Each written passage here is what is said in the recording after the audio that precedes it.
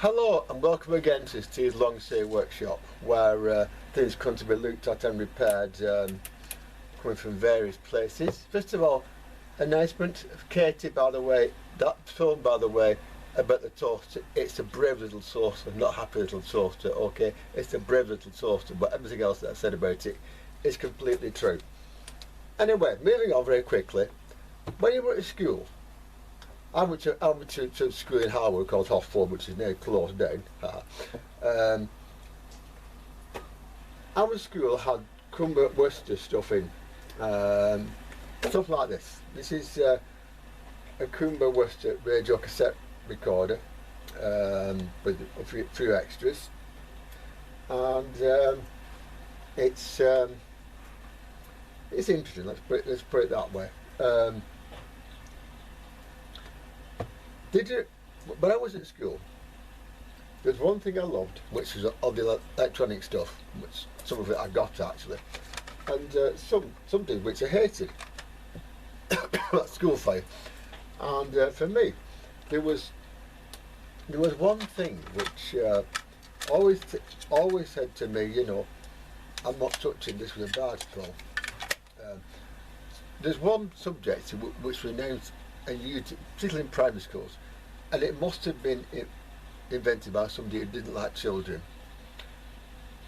Do you know anyone else dislike music and movement? Yeah, I did too. Anybody who liked it, well, most of me somebody, but to most of us, listening to music played on one of these while leaping around like a frog in underwear was humiliating at the best of times. Like I say, it must have been put together by somebody who didn't like kids. That was obvious. But the equipment, well, instead, here we are. I've got one here. This is a Coomber Worcester cassette player, radio. And so first of all, let's see if anything works on it.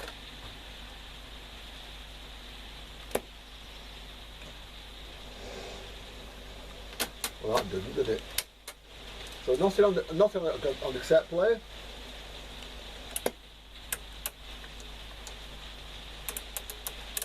And even less on the radio. At least the cassette player's heads appear to be intact, but the cassette deck itself doesn't appear to be.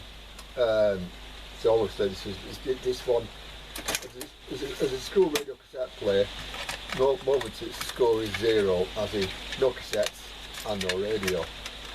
These are good when they work, but also, by the way, because schools didn't want pop music played on their premises in those days, to forbid that, you know, they actually had a system where stations were tuned in using a knob on the side here with controls inside. So I think there'd be something, but it doesn't appear to be anything anywhere. So the amp sheets were working, like I said, but nothing else. So let's go inside and have a look and find out exactly what is and what is not happening. More likely what is not, but we don't know till we look. So let's have a look. Coomber Worcester, but the firm Coomber is still going, by the way. So you know, they're not but getting such equipment on this stuff. I will ring Coomber on Monday if I need to, but first of all, let's go in the back and let's have a look and find out what is and is not happening, or in this case, what is not happening.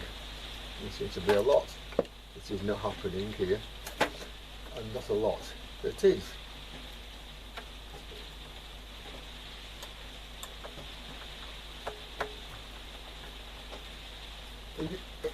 In the early days, of course, it was Clark and Smith stuff, but then Coomber came up later on.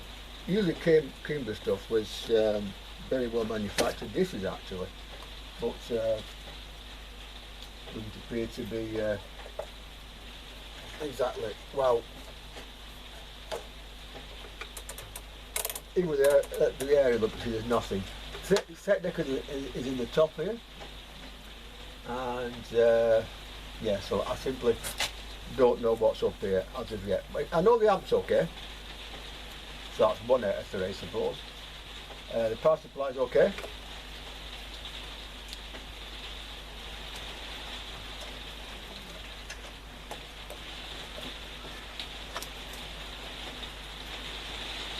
Again, I think.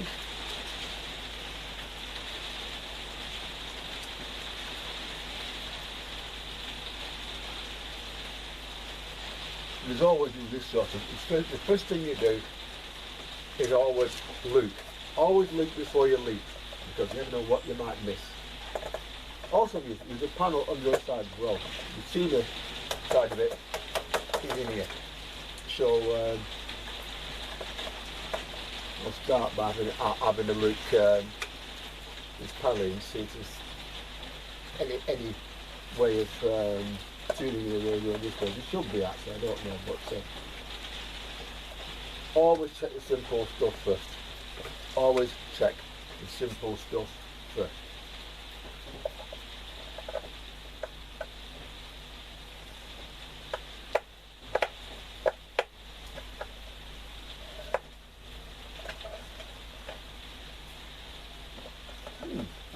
Okay. Okay, fine, yeah, it's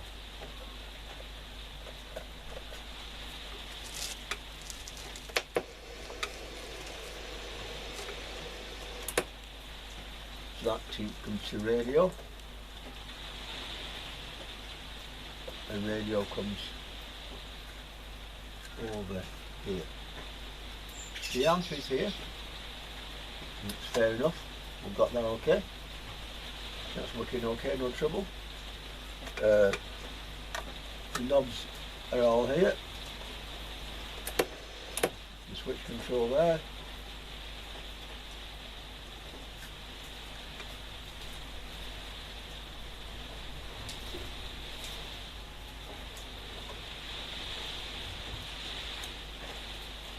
The wet finger test generates something.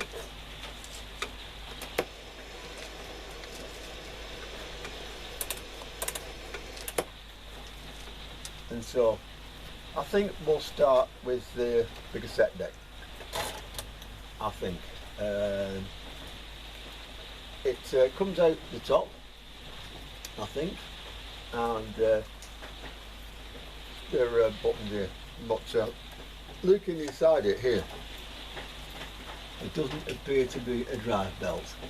And no drive belt means no movement, and no movement means no playback. So that's our first thing. Probably gone too good. So yeah, I'll get that apart and we'll find out what sort of unit it takes, and then from there we'll I'll to send off for one. But so this set might not be working just yet.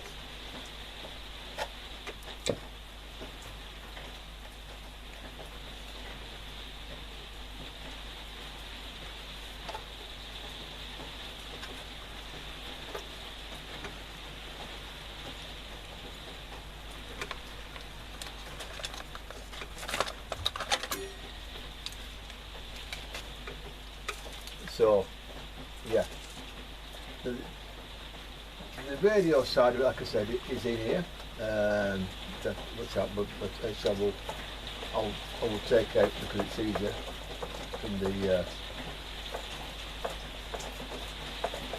unit, and we'll have a look and find out why it's not doing anything like what it should be doing. Hopefully here could be a simple fault, but knowing me, knowing this place, it probably will not be, but hey ho, that's the way the cookie crumbles, as it were.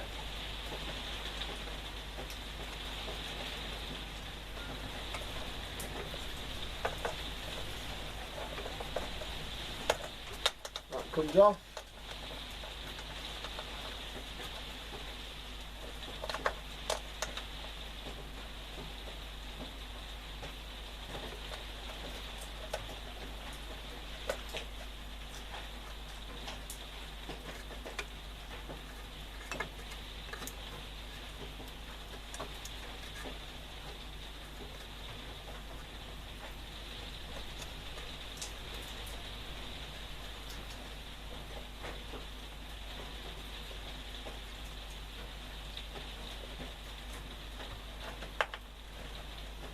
I think I will have a look for a few voltages here before we go any further. DC voltage around 20-25 with 25 volts or so, and see if you can find anything at all which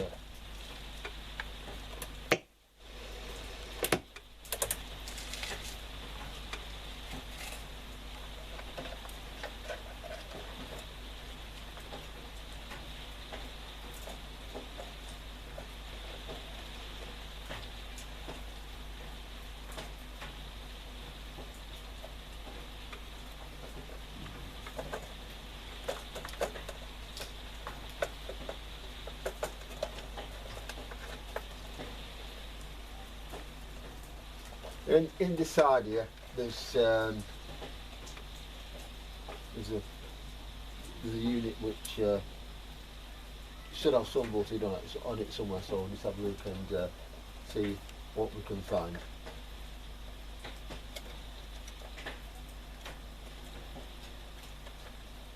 This looks very much like nothing actually.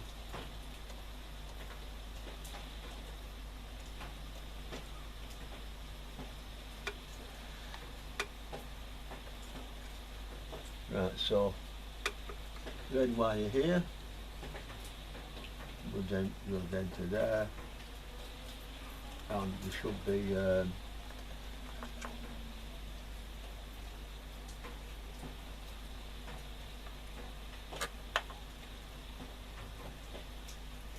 let's just try and find where the right, okay.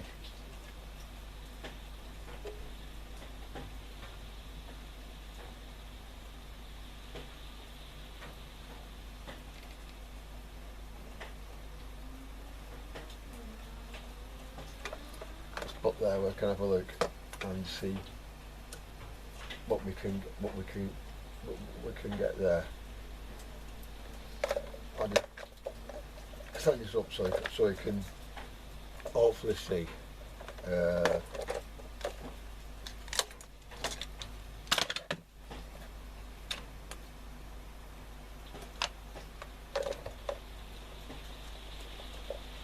There we are. Nothing, nothing, nothing, nothing, nothing. Nothing. Okay, fine.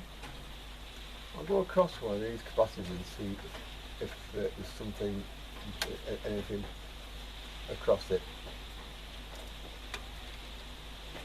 Ah, 4.4 volts. Okay, that's something. Which around is that? That's deck there. Okay, fair enough.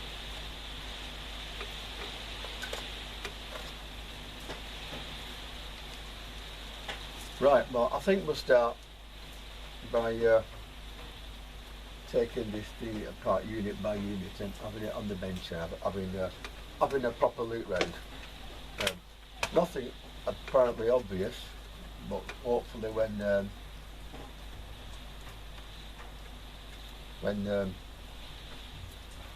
I get on the bench and have a look, there might be something. It's possible. It's always possible.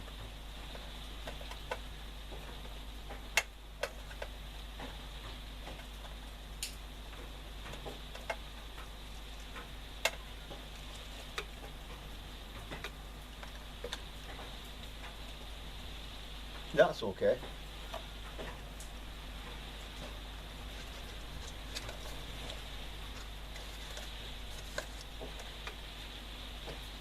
Looks okay.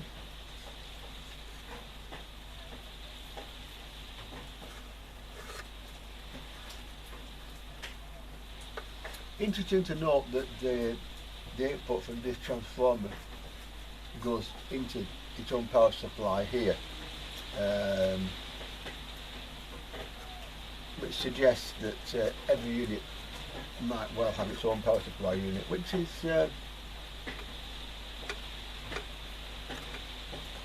again a bit of an interesting idea, but there you go. Yeah, speakers are there, okay. Input to it is there. So obviously that lot is obviously just one unit. That one unit obviously works because we're hearing something from it. So that lot is probably okay. Now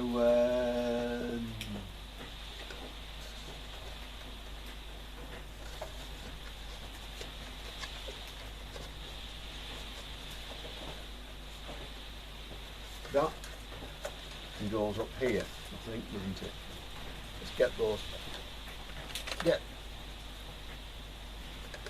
those apart and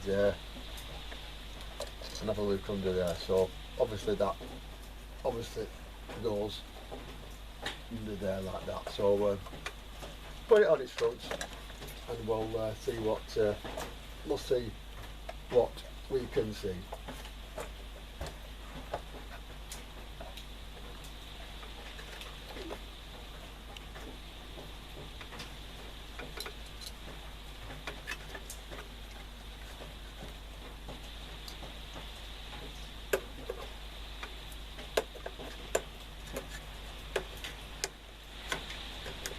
Nasty speaker, by the way, that's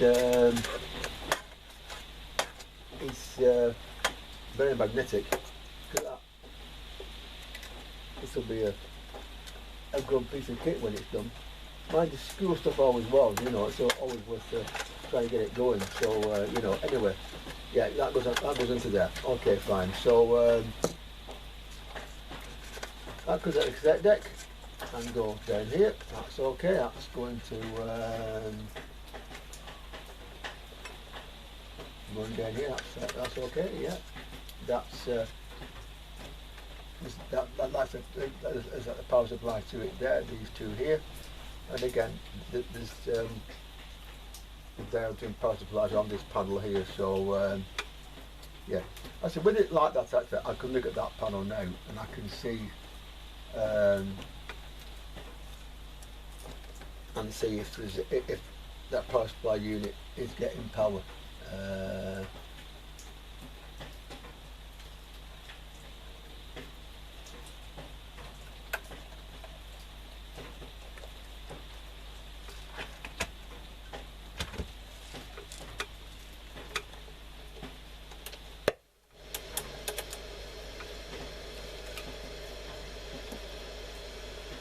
Right, so nothing.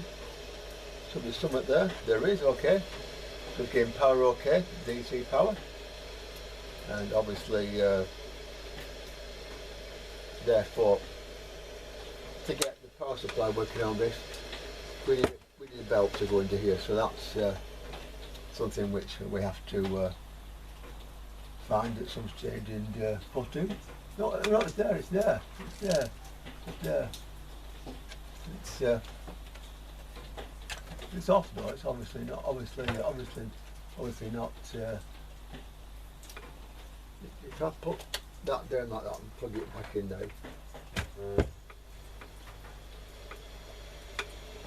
is that running okay?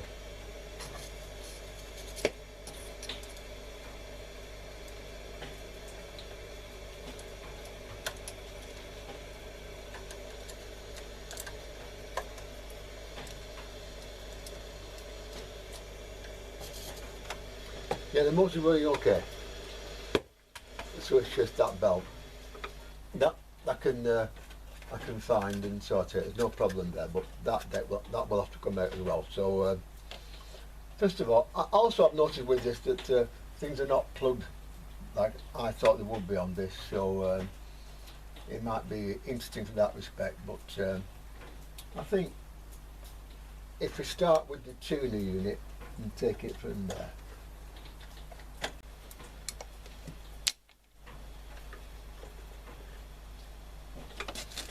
Checking that there's something on dumping on that wire there.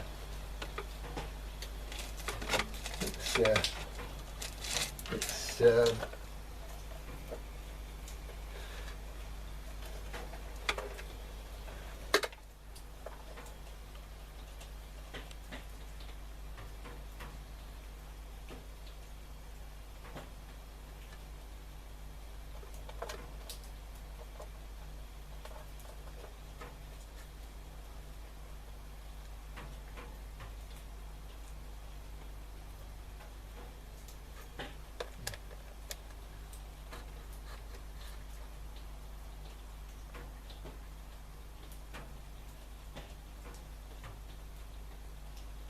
30 volts.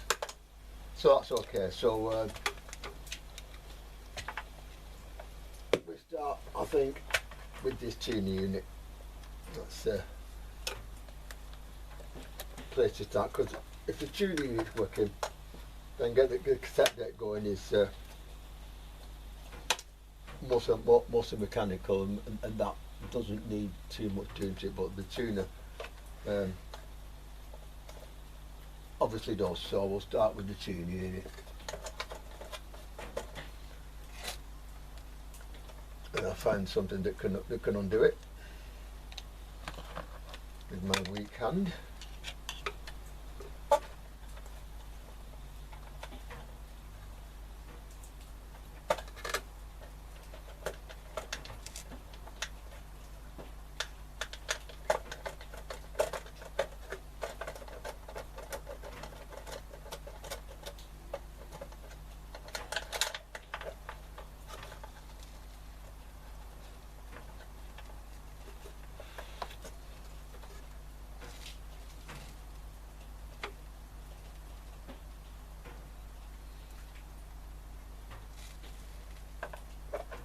I like these here.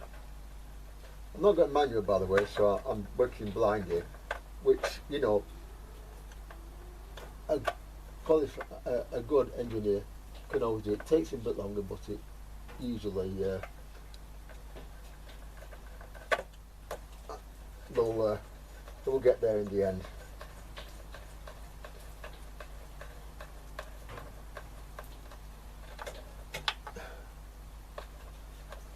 That one comes out, and this one comes out.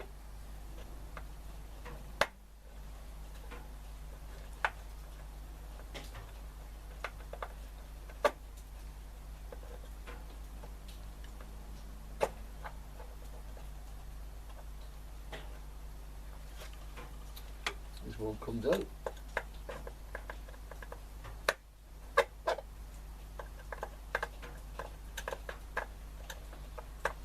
Also with this, I noticed that there's the two settings of control here. There's a local station and a distance station, so obviously there's some sort of local distance system on this. Not it matters, but it's worth I thought it was worth a mention, you know.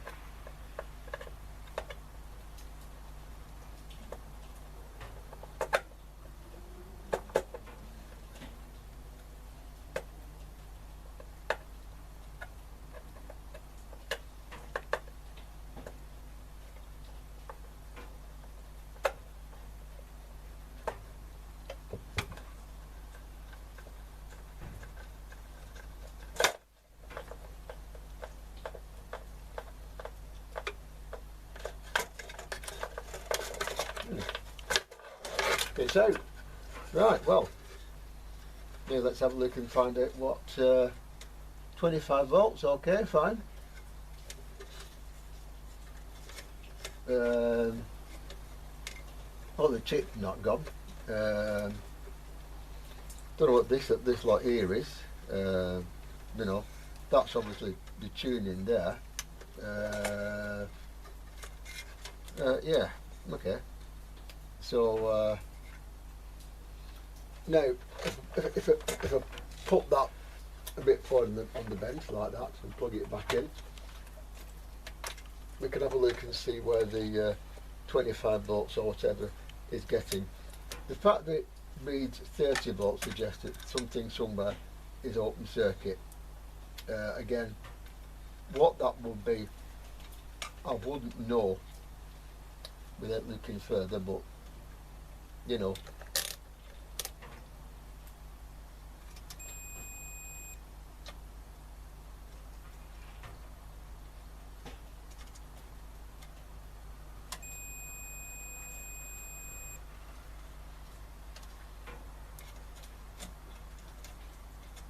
What's that?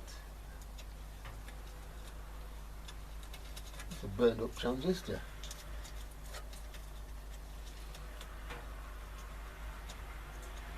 Burned up fuse actually, 60 milliamps. Right, so why would that go?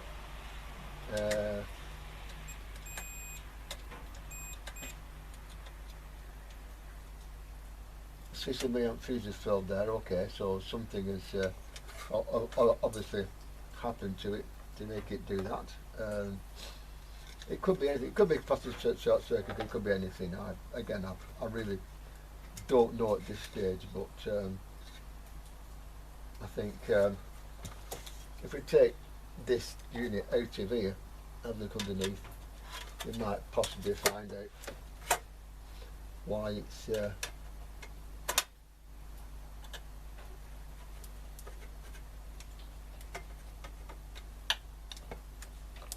doing what it's doing, or in this case not doing what it should be doing. Now when things like this happen, and the screw missing there, so somebody's been here before. Never mind, these things happen. When these sort of things happen, it can happen for a number of reasons, so that's loose to start with. This has been played with before, obviously.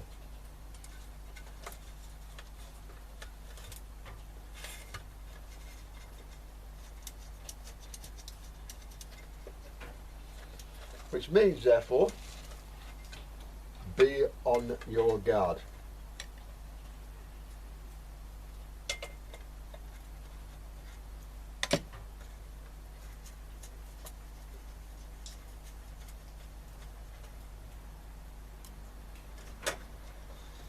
Always be on your guard at all times and find out precisely why that's done what it's done. There might be a very simple reason, there might be a nasty reason, maybe somebody's put something across center jack. It could be literally anything here. Literally anything.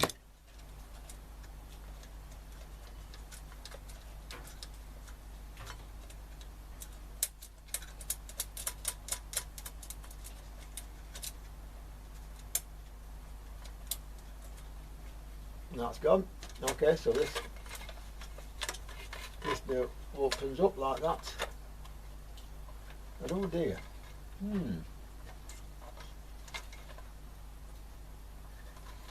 That's a bit of a mess, that, isn't it? Right, so it goes in there, okay. It goes through there to deck, then out, so that resistor there, yeah.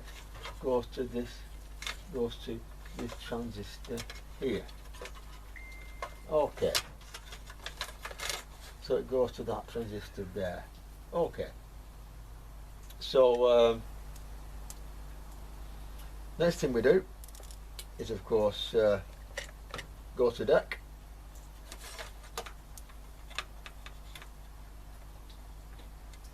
Go to deck and have a look and see what we find and what we don't find. 9 ohms.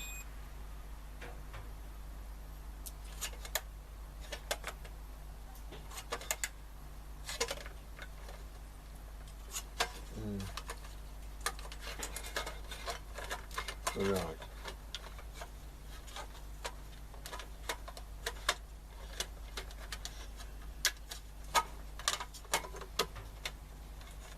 $109 ohms. Okay, fine. Well, that's something. So again, that's okay. Right. So now we go on there. Again, that's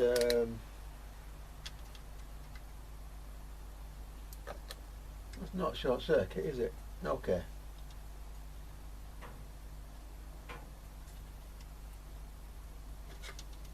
And knows that one.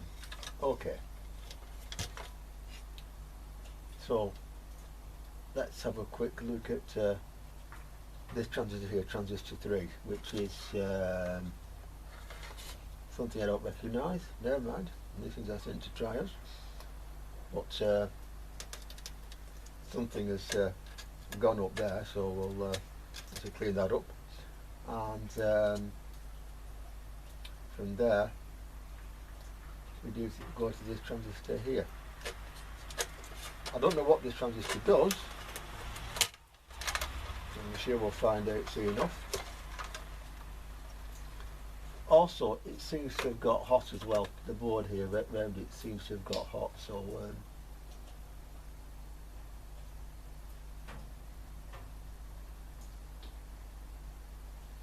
that's got hot, and that's got hot.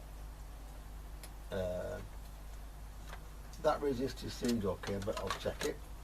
What is it? It's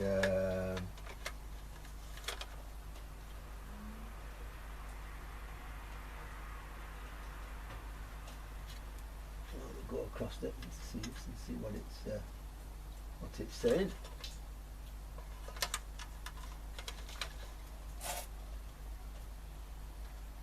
I see that. This goes to the 30 volt line, and so let's see what it's saying.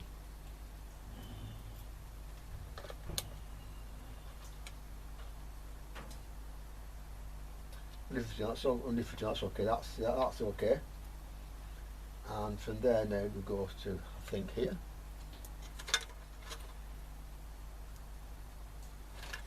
And to this resistor here. And this passes this here. So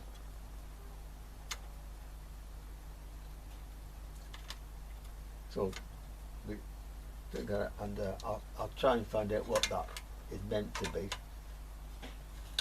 and if that is okay, then I'll put some sort of fuse across there and switch on and see if it plays music for us. It might well not actually, but you know, we can have a see and check, can't we? Right, okay. I just hope that chip's alright, that's all. And this thing in here, whatever it is. You know.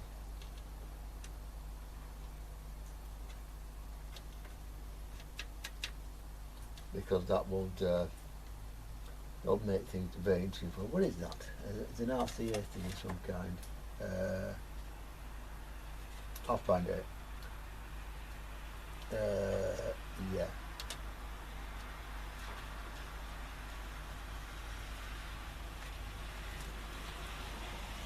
Right, anyway, next thing I'll do is look on the other side of that transistor to deck and see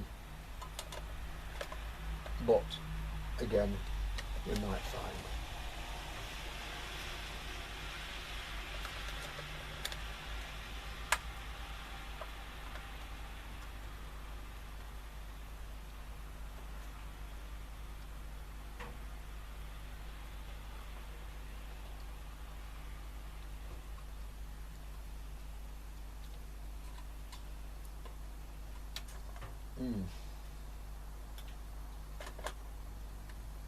Okay, so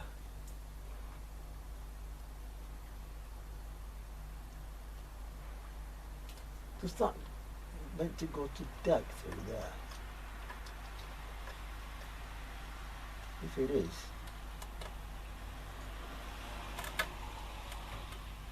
is, so look, that goes to there, and it goes out to here and then here.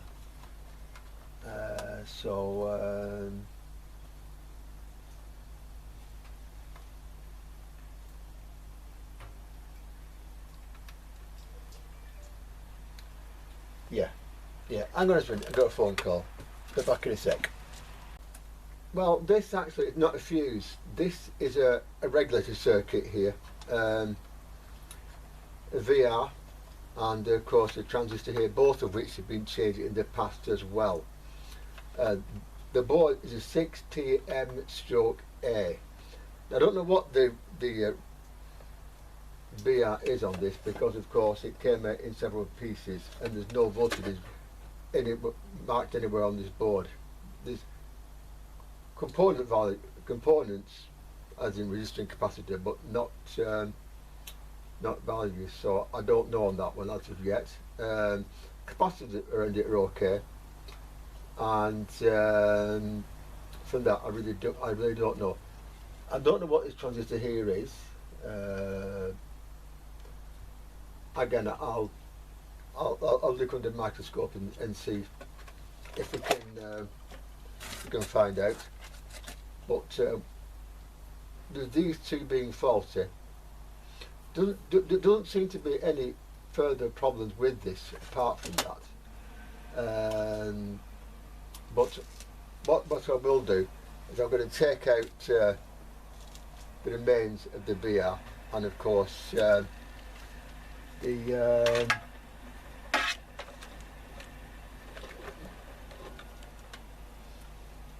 transistor as well, and because I think they play both need to come out and be changed, so we'll take both of them out. With the transistor and the regulator out of circuit here, there was 150 ohms between the output of that and that through the receiver circuit. Yeah, there's one line that goes to various parts of the circuit, and what I've done, if the link one half of the meter to deck and one half of the meter to the line, it will read 150 volts, which it doesn't now because I think I might have found it. But anyway, what you do, you go across, and every component that goes across it, resistor capacitors first of all, look on both sides of them, and all sides here, there was not a lower resistance than 150 volts for any 50 ohms at the other end of it.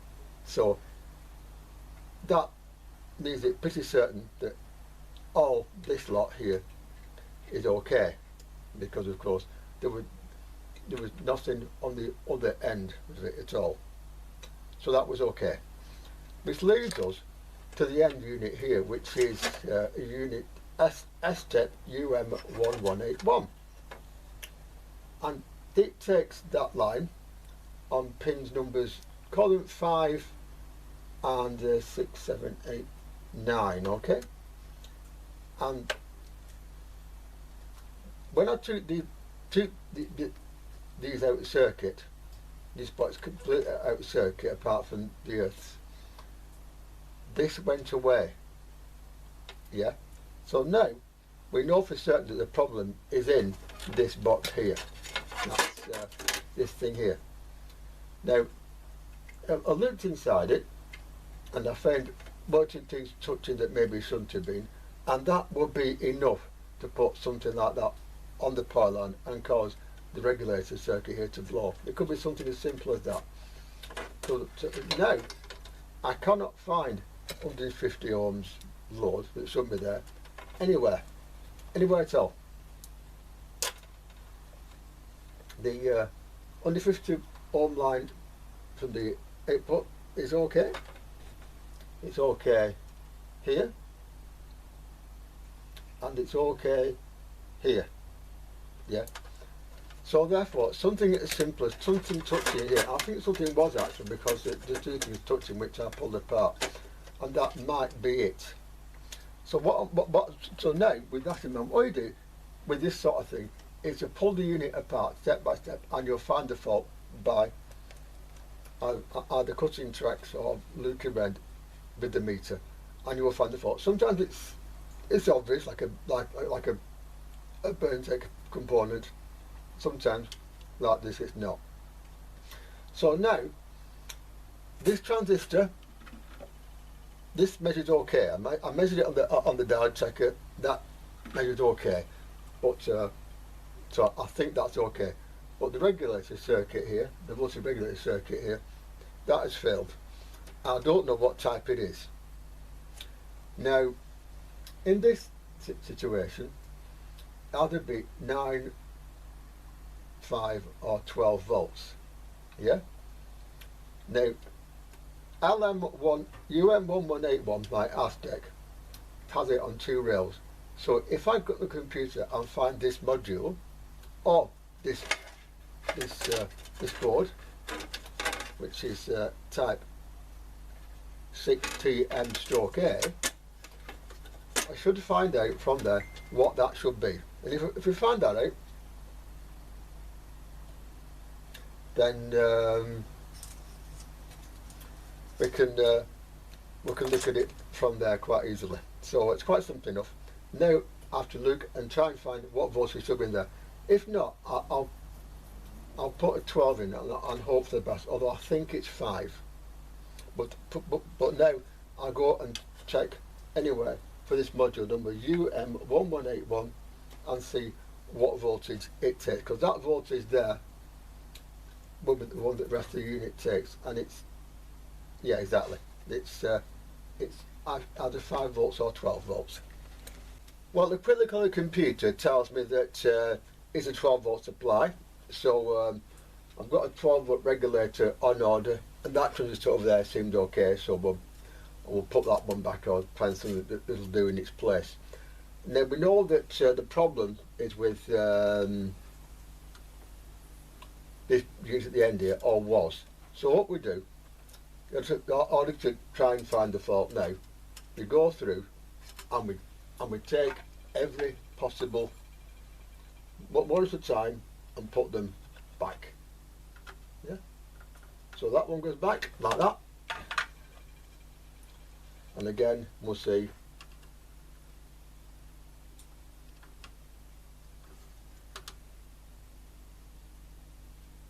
See, that one is okay. Now the next earth we put back, and we do the same again. It's a long way of doing it, I know. If there is a short here still that needs to be shifted, then this will help me find it. I might have to take this board off, but I want to see first of all if there is any problem. So first of all, get the earth. That one goes in, right? Okay. That one goes in, and again.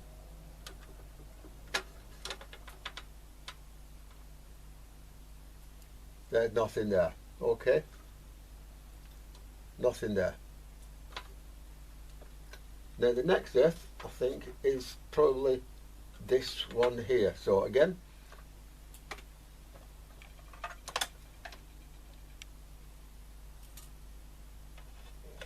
and we just put that one back on like that, and again, and it's back. How interesting.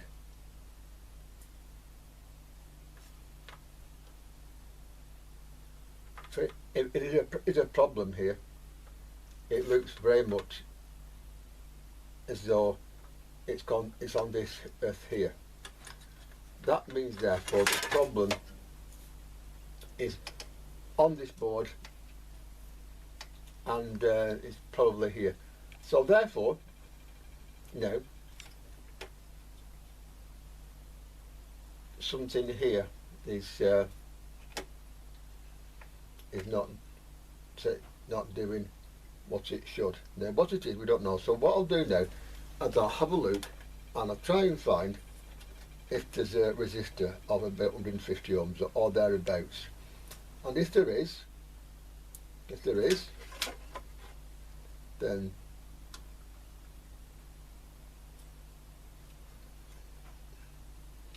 that is what we'll look at.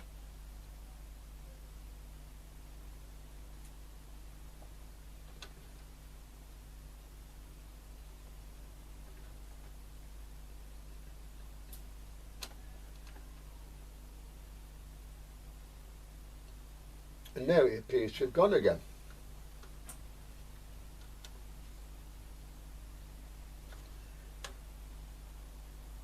That's okay. And so it's there now, but it goes again straight away.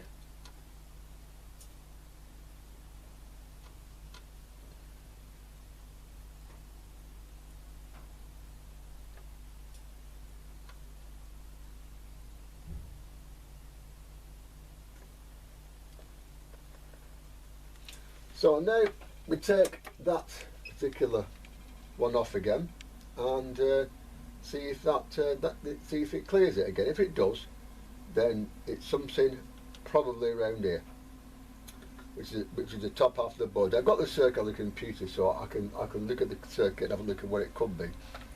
But it looks like there's a fault on this module here. The module was not supplied by Coomber. It was bought in from somewhere, so that module is available. So we can have a look at that and then see what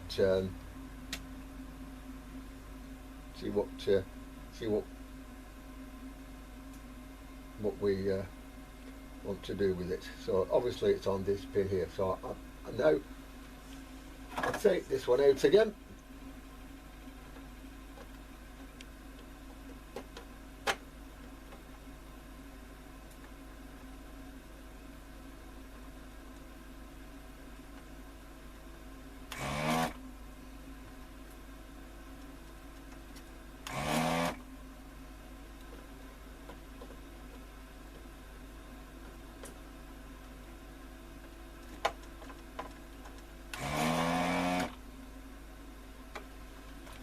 And let's see if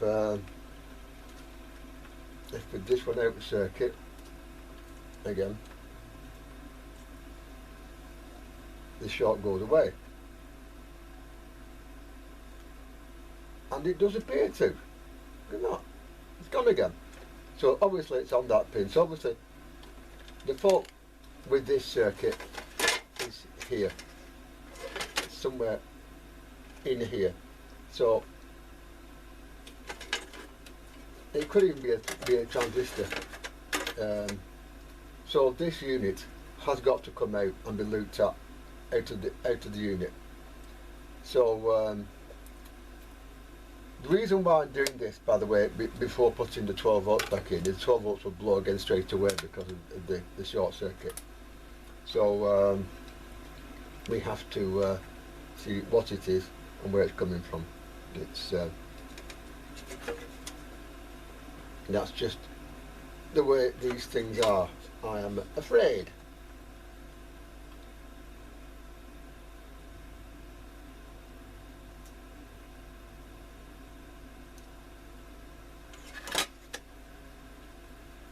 I notice the capacitor is a deck here as well, so what I'll do, the capacitor wouldn't short, so 150 ohms, it would short completely.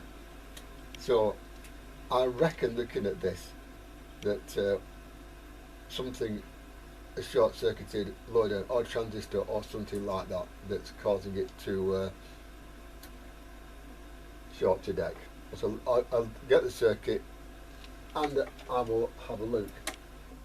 But while I'm here, by the way, today I also have ordered some cassette belts for it. So I'll go on the computer and I'll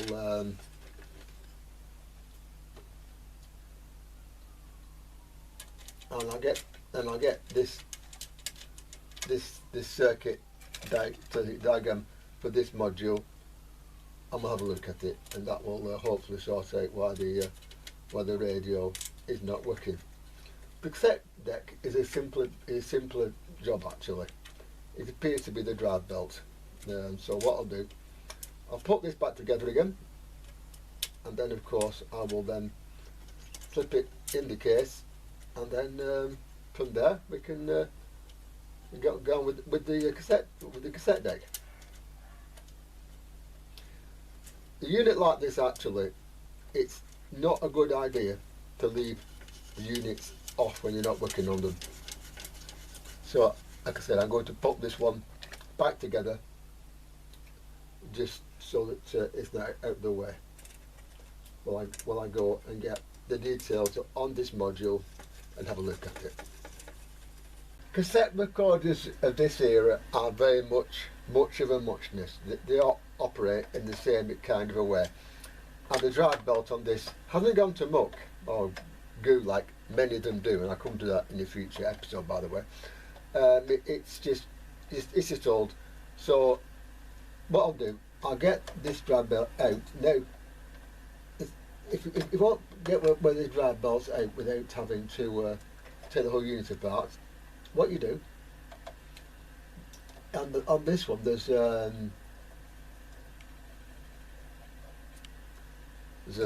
little unit which comes off, and thank God for metallic screwdriver, by the way. And so with that off like that, you see now, the whole thing should come far enough apart to make it possible to lift off the drive belt. So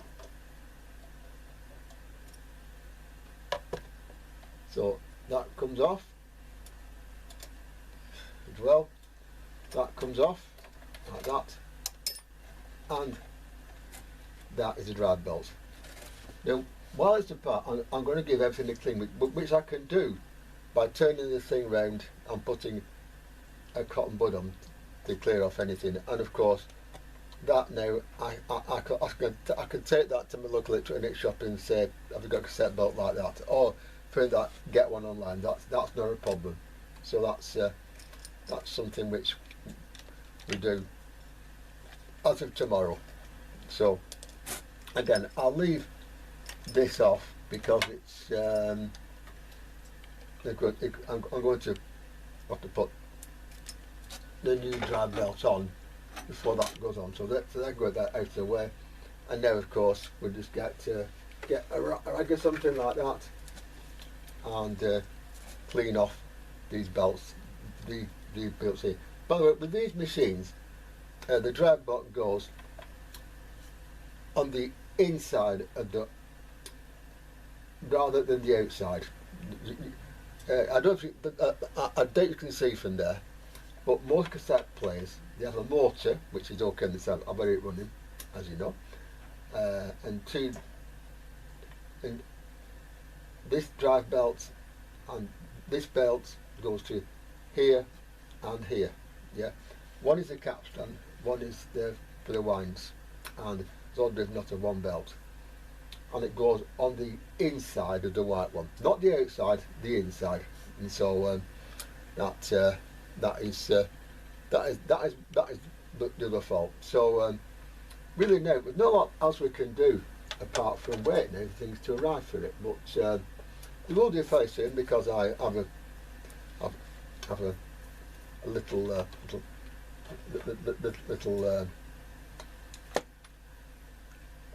agreement and account with my parts house, and they deliver stuff to me. So even this day is some things still work even with COVID.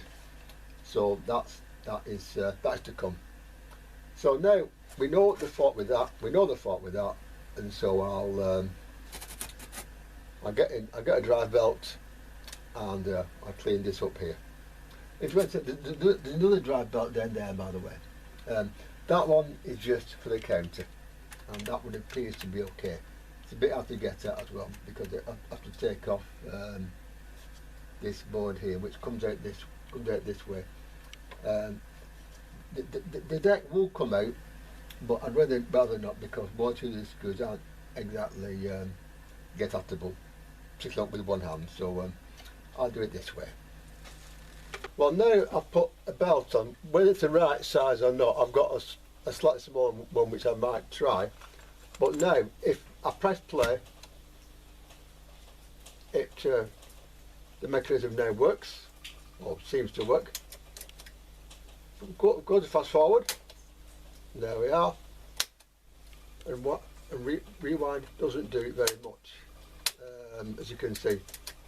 Now we put a tape in. This is Leonard Bernstein's version of West Side Story, by the way. He wrote it, and this is how it should be produced, so he said back in 1985.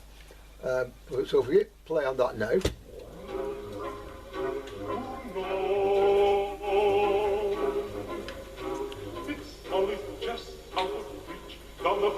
This thing, by the way, about 30 watts these actually. I mean, this could fill a school hall, this, back in the day. Especially when they track playing. Hang on.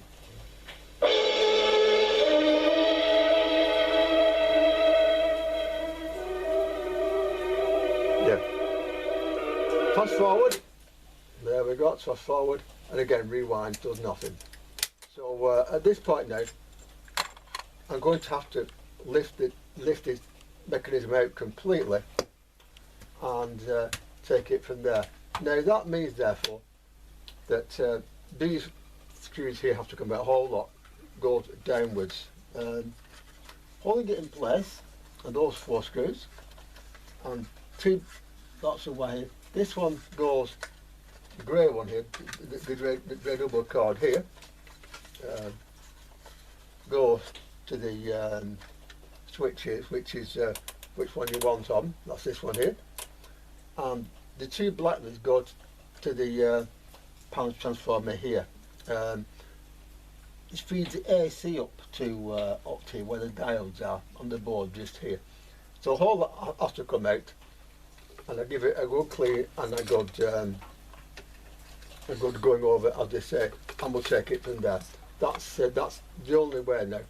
I was hoping that we might be able to do it without having to, but unfortunately, in this case, this is not the case. It does happen this way sometimes, you know. So yeah. So these 4 screws have to come out. By the way, this has, I think, judging by some screws, been in a moist environment. So I might have to deal with that as well.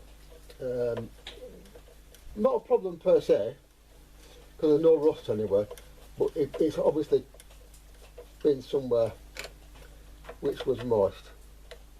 So until that has to come out and be cleaned, and then of course go back in again.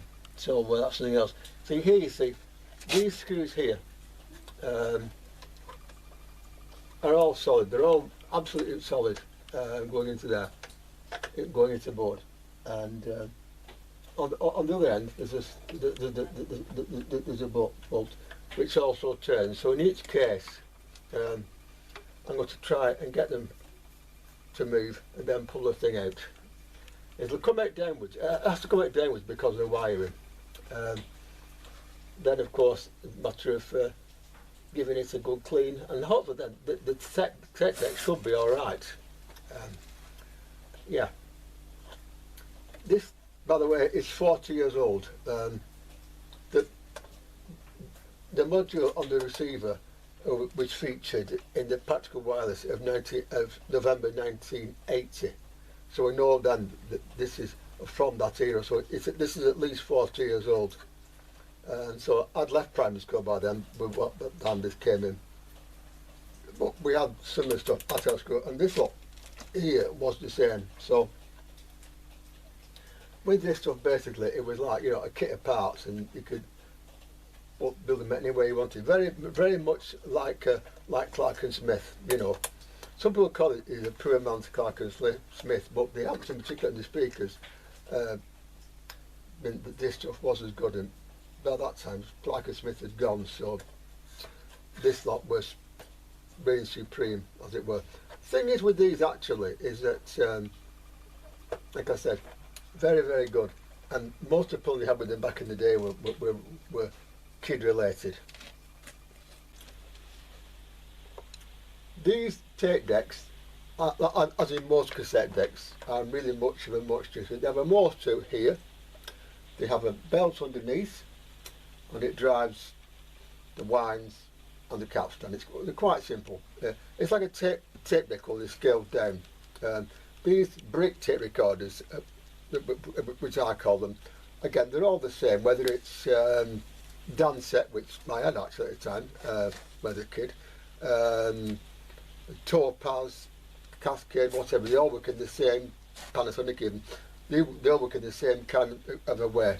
The ones from the top, of course, they, the top, with buttons on the top, they again, all they do there is put the buttons that way rather than that way. Yeah. The electronic touch controls, again, all they do is the same sort of thing, only electronically. Again, it's the same sort of thing. Supply spool, take up spool, and idler here and head. That's all there is to it. Now, I've had this machine out, which was nothing easy fit to get out, and I've cleaned out all the various bits inside as well, and here. I've also changed the belt again and put the next size smaller in, which does seem to have got it to work. So let's just switch it on. See? That's rewind. Yeah. That's fast forward. That's play. And that is pause. Okay? Now, when you're testing a tape deck for the first time, or a cassette deck, don't put anything valuable in it, because it, well, you know, it might chew it up. It might chew it up. I don't care. This is kids' praise sorted from the. It's one of my dad's old church tapes, so it, you know, so I'm using it just for that. I don't really like this sort of thing, believe me, but there you go. So if we now press play.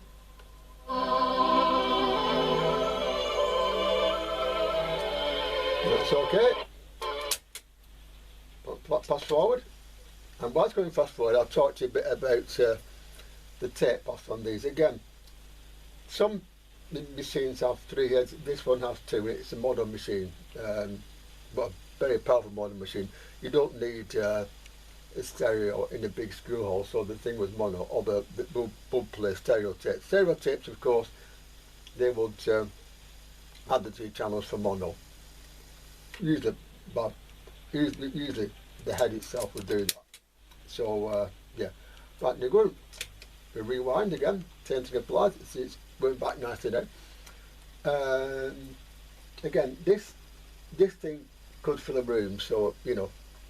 But once it's gone backwards and forwards, okay. The counter belt is okay, by the way, as well. So there you go. This also has an erase head.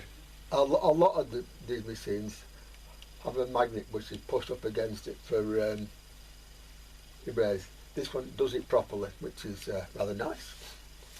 But again, you know, the head arrangement is varies from machine to machine.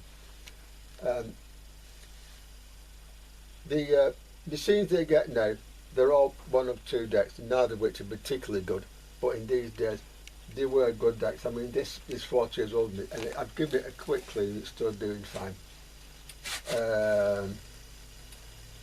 So yeah. Also I've got here is a Type 0 tape. Now, Type 0 is what we call a cheap nasty tape. We call it Type 0 because most of them don't do much else, you know. So again, I'll put that in, and we'll wind that a bit both ways as well, and see if that's any problem with that. It shouldn't do, but well, you never know. So in with the Type 0, and again, pass forward. That seemed okay. Turn it over, and I'll check that's rewind, so that's okay as well. So obviously the mechanism is up to scratch.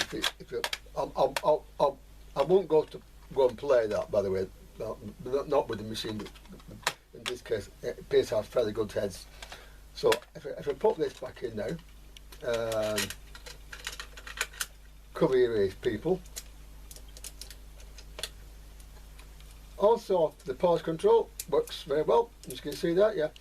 These machines, by the way, the switch to the motor also goes to the button, so the motor is not energised. Thank you. The motor is not energised until the button is pressed. When the pause is pressed, all it does is move the capstan away a bit. So that's that. Did you hear all those wonderful bells ringing? They're telling the whole world that Jesus is born, eh? Oh, God. That's good news worth announcing to the whole world. Muppets, eat your heart out.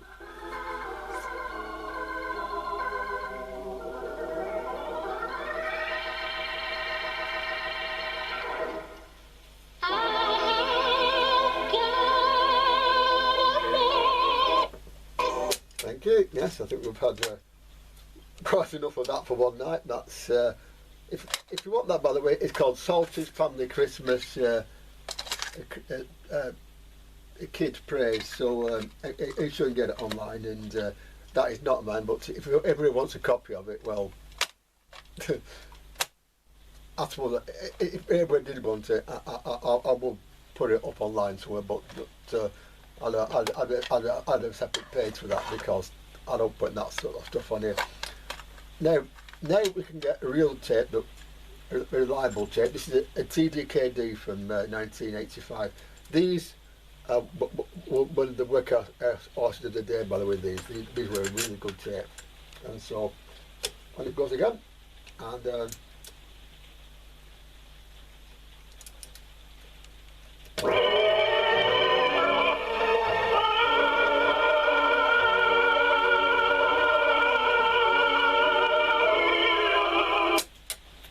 yeah, so there we are. So that's the tape bit. It doesn't want to clean, which I want to when I got the thing back together and cleaned inside. I clean the heads and the caps on separately, just to make sure that no other problems with it then. But for now, this goes back in. Again, I shan't show you putting it back in, because I know we're getting it out. There are 1 or 2 screws which might possibly stay to this, actually, because I suppose it'll work without them, and of course let's just say I had trouble. But that's the set deck sorted, so now I'll put it back together, and then we'll do the heads and stuff and see it working.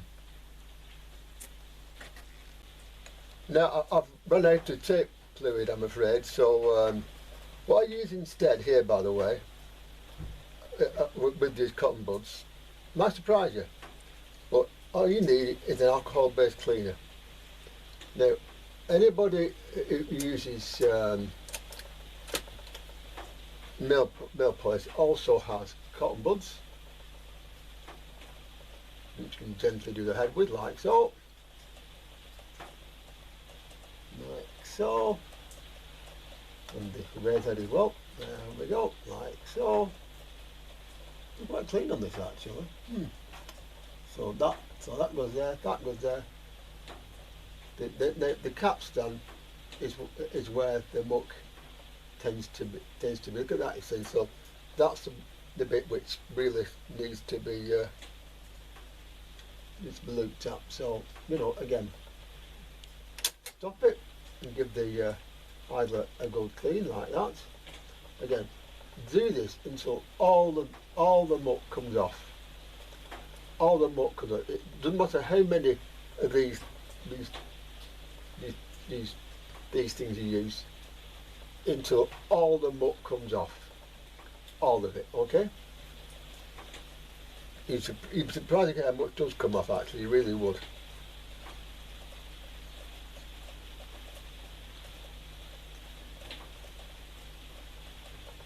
Actually, if I do that and that, it keeps it going, so I can do that, you see, on pause.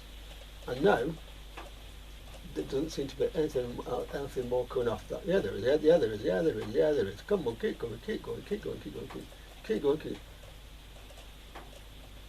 For as long as it takes, because any wow on any wow or flutter tends to come from here, because the capstan and the idler here, what they do is they regulate tape speed as well. So, like under the deck, which I cleaned earlier on, this has to be spotless. I mean, absolutely spotless.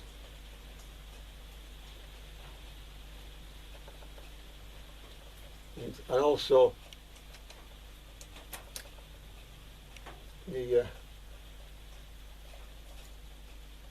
the wheel itself, again, has to be spotless.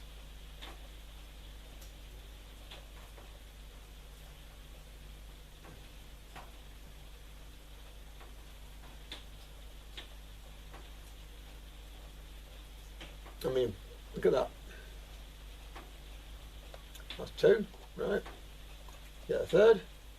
Do it again. Like so. And so it's still coming off, still coming off. Look at it all. Yeah, unfortunately, what happened during the day of cassettes was that also in schools, some schools had somebody willing to do this for them. The basket was me, but some schools don't, and of course, you know, some teachers, you know, nobody does it until something goes wrong with it, and then when something goes wrong, they're, oh, it's not working.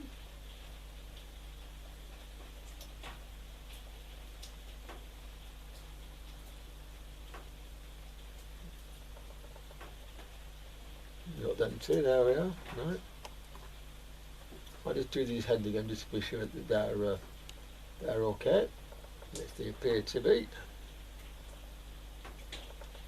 Somebody obviously had cleaned their head but not the capstan. Honestly, some people, I don't know.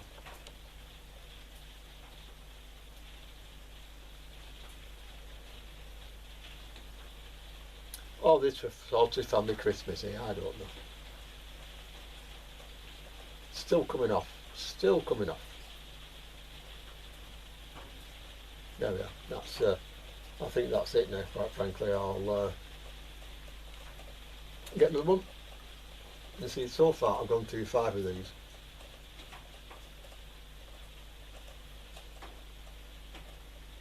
They're coming off now, there we are.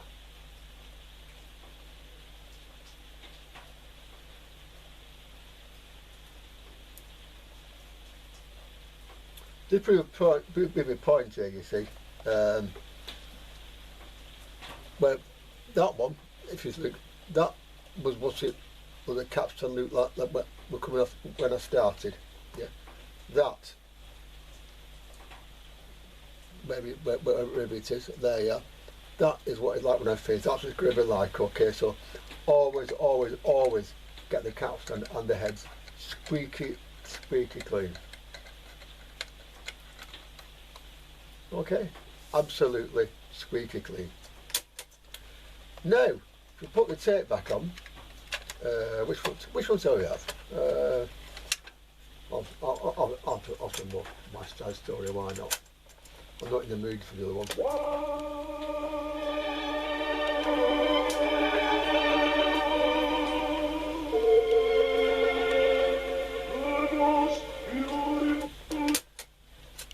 Okay, and just for the hell of it, let's have a little bit of this rather better sounding actually than that pre-recorded tape of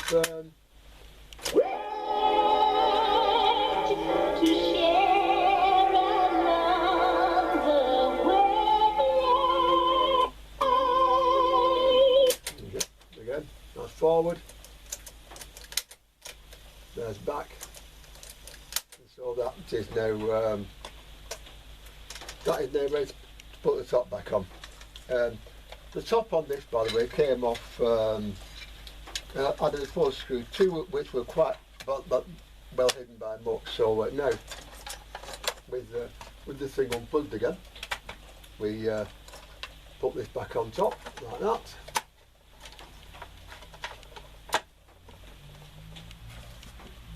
And put the screws back in, and the cassette deck is well, completed and ready for action again after I wonder how long with this actually. I do wonder how long. But I did notice with this that people, this person who had this before me had said it wouldn't record, it wouldn't work on the radio, which is of course next in the proceedings. The radio, by the way, just for a point, is an Aztec UM1181 from 1987. I think I might have said that. There's not much about it on the net, although I have found a circuit diagram without component values, but that will do. 150 ohms to earth does seem to me to be rather a lot. But if you look at it to Ohm's law, I equals V over R. 12 volts over 0.8, 0.08 ohm, 0.08 amps. 12 volt over 0.08. If we just calculate it, whether the calculator is on this. 12 or not, I should have did it in the head, but you know, I'm getting lazy in the old age, you know.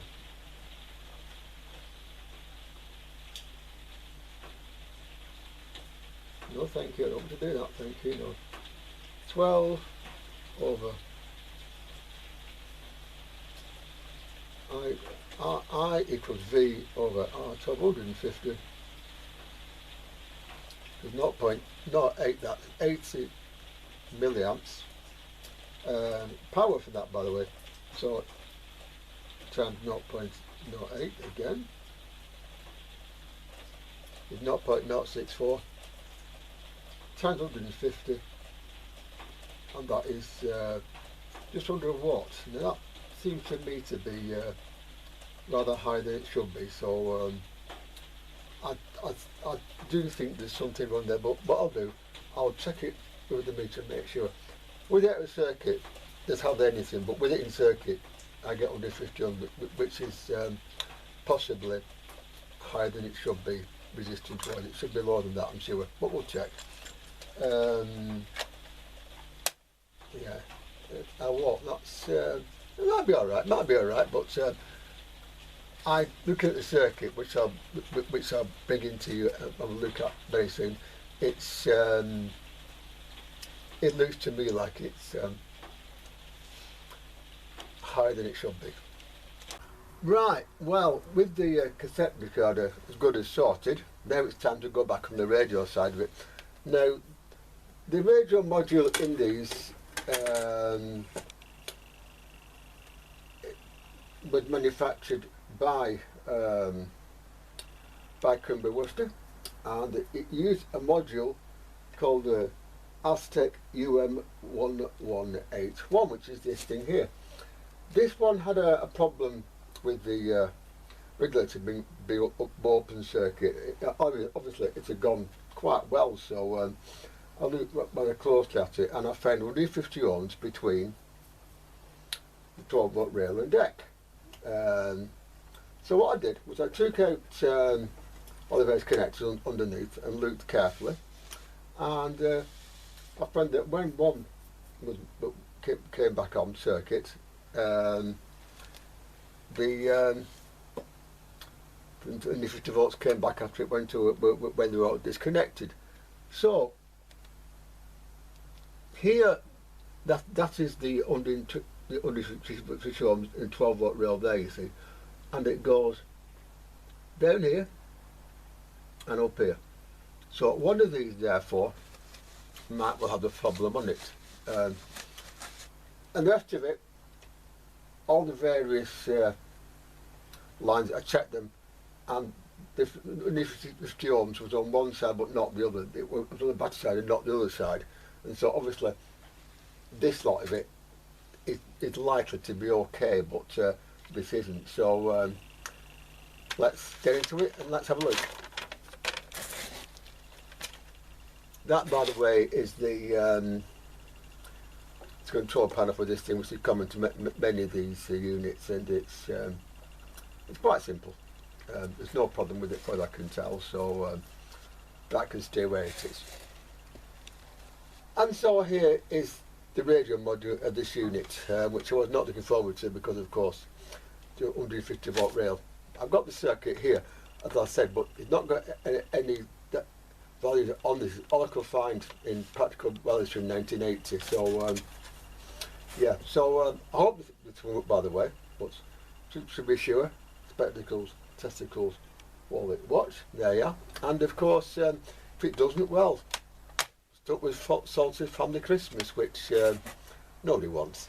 Anyway, let's have a look and find out what we can about this this lovely piece of equipment here. I've put it together before because, of course, I didn't want to lose anything. for obvious reasons. But what I'll do first of all is I'll check that we were in the position we were when I left it. You know, more for my peace of mind than anything else. You know, check again, because you never know what might happen in the meantime. Okay, probably nothing, but you know, this is old stuff, and you never know for sure. I've got the pin out and a new regulator chip, but first of all I'll have a look under here and see what is where, what is and what is not. So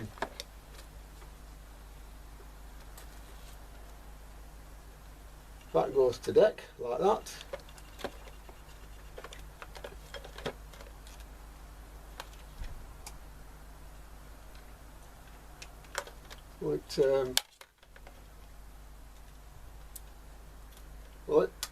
Well, right.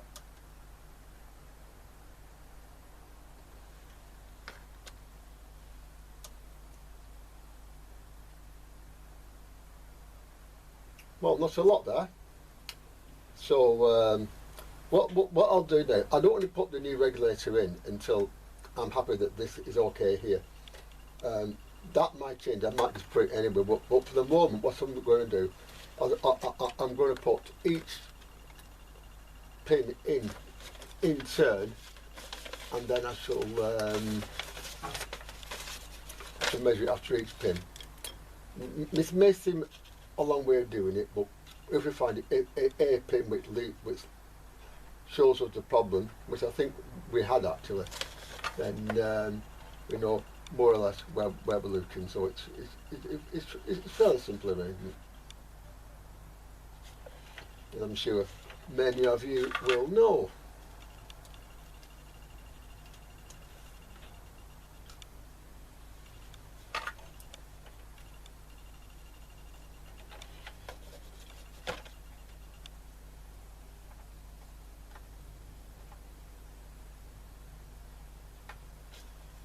So that one's in. Where are my glasses again? I don't know. Glasses, here we are, glasses, right. Put the glasses on, and for Luke, and that seems to be connected okay. So again, what we do now is again check and make sure that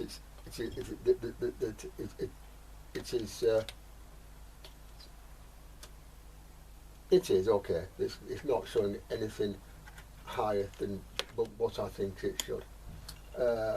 That's where we're going with it now, you see. And when we find something which makes it go up in value, then we could actually try it. Using Ohm's law on this, by the way, I found that it's the current it will draw will be less than the current regulation with the chip I'm putting in its place. So that means that I will be able to do some troubleshooting with it on, but I'd really rather not.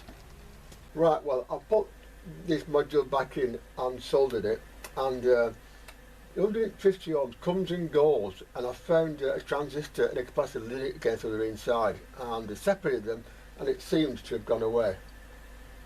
I demonstrate that with the meter, and that's that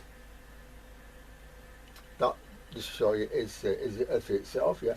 So what I'm going to do now is I'm going to put the regulator transistor back in under the transistor, which is okay, and then we'll switch it on and we'll see what happens. If it works, great. If it doesn't, well, it means this module is going to come out and be looked at, which is not something that I'm really looking forward to. So yeah, sometimes things I'm tempted to try, and this might just be one of them. Well, now is the moment of truth. The regulator and that transistor is back in. It looks okay. I've checked it around with the Avo. It looks okay. Well, not Avo, this thing here. And so, without any further ado, we switch on, and one of three things will happen. So not work, or go bang. I gave you my heart, but the very wow.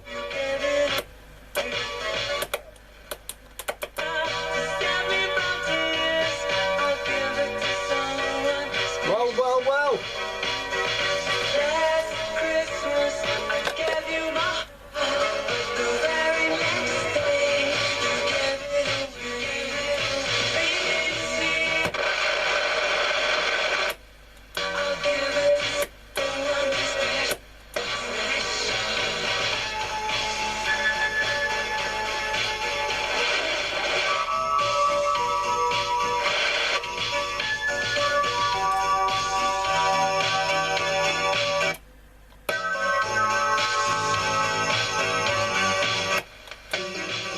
Once bitten and twice shy.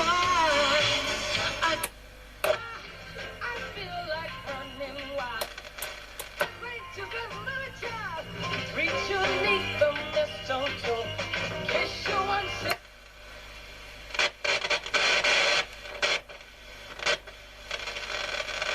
We're happy in the coming year.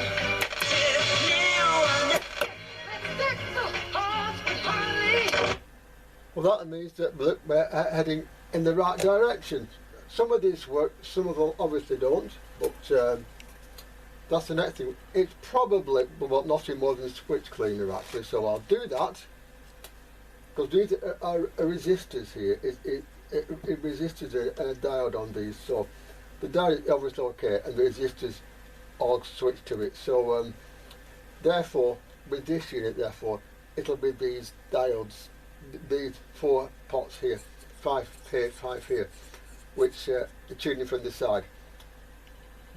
It's like the old Echo set, where the set was had 4 inside but no tuning dial, because of course in those days we couldn't have pop music in the school now, could we? Not with the kids who had to do their music and movement. Oh no, no, no, no. So now I'll look round here again, make sure everything's okay, and then I'll run it for a bit, and this one might well be a goer.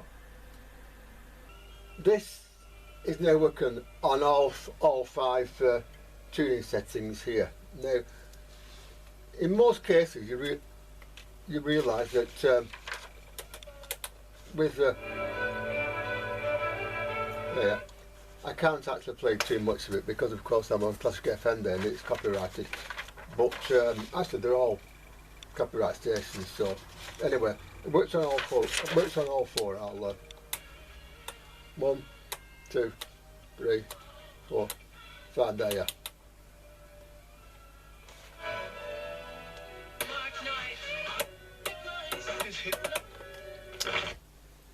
So that is now sorted. Now, before I put it back together again, I'll talk to you briefly about the director dial, which is this thing here, director dial. It's a dial that works in reverse, and its capacitance varies with the reverse voltage applied to it. So for that reason, a varactor diode or a varicap diode can be used with a variable resistor, which is what these are. These are here, to tune the radio into whatever frequency you want. Well, something rather like that. You see? What this does, therefore, is this switch is switching DC from these ports onto the diode, and each one puts DC on a new frequency. That's basically how it works. TV tunes work the same way I did in those days, and most modern circuits that use RF and RF work in the same way. In the old days, of course, it was a capacitor. This is the same thing, but with a diode and a capacitor linked together like that to make the circuit operate in that way. So you can have as many channels as you want on the one diode. It's quite simple, quite a clever circuit. Right, well, this is it. It's a Coomber Worcester radio cassette player, model number 342. If you can get one of these, then do it, because they do work extremely well. School stuff generally does. Back in the day, with school stuff, I've usually found that the problems they have with things like kids growing too knobbed up and that sort of thing. But this one had a few other problems, mostly due to age. But was your other things that happened as well, which I've got sorted.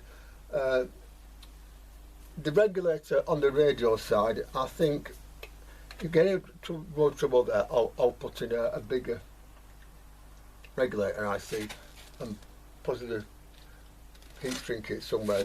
But I don't think the one that's in is quite as powerful as the one that was in before. Well, I found out why that happened, and so now there's a set here, which is a radio cassette. Okay, it's big for radio cassette play, but this thing throws out quite a lot of power, so it's well worth doing. Great in the kitchen, by the way, for listening to radio, because of course it is turn you want, like I said previously. Also, you've got an aux circuit and everything else.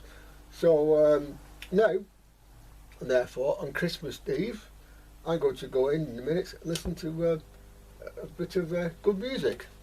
Not Salty's Family Christmas, but about some very famous Matt Monro. So until then, goodbye, and have a good Christmas, by the way. And I'll be back with you sometime between Christmas and New Year, possibly, or the very latest New Year. Until then, keep fixing stuff. It's the way to live, and of course, save the environment as well.